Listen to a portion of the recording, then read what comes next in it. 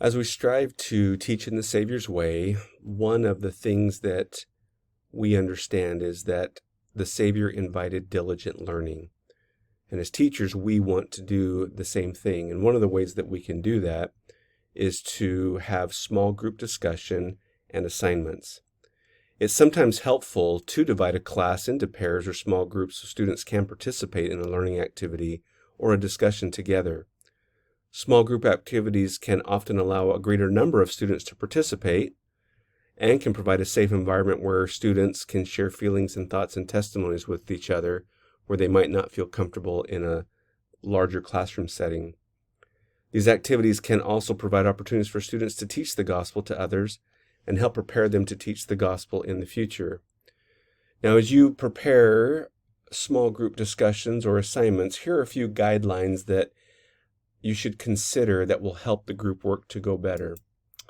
First, invite students to read the scriptures, a quote, or fulfill some other task before gathering in small groups.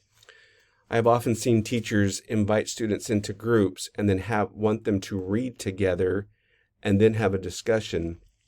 It's so much more effective to have them read on their own or to do something on their own that prepares them for the group activity. So be sure you do that beforehand. Second, provide clear instructions before placing students in groups. If you give the instructions after that, they're going to ask you often, what are we supposed to do?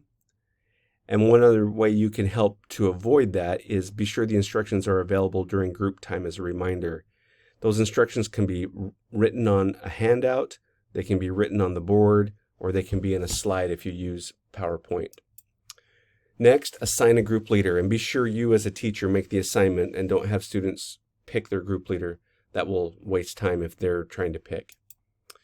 Next, establish a time limit, and you may have to adjust that time limit based on how quickly they get done, but be sure the students know a time limit that will give them a sense of urgency to complete the task. Group sizes should be about 5 or less. Anything over 5 doesn't feel like a group anymore. It almost feels like a small class. So keep those group sizes to 5 or less. 3s and 4s are always good. Next, the teacher should remain active during group work by moving between groups to check on the progress, ask questions to students to deepen their understanding, and encourage participation. These next two are just simply reminders about maybe group work, when to use them, when not to. The first one is, if group work is overused, it's going to become less effective. And finally, group work is not the best method for answering simple questions. As we think about the Savior exemplifying what it might look like to put learners into a small group, I thought about 3 Nephi chapter 17, verse 3.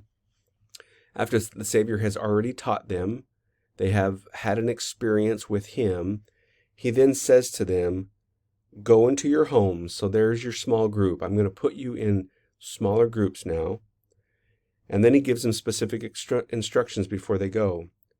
Ponder upon the things which I have said. Ask the Father in my name that you may understand, and prepare your minds for tomorrow when I come again. So they're invited to ponder, ask, and prepare. And then He also gives them a time limit that He'll be back tomorrow. This all needs to be done before then.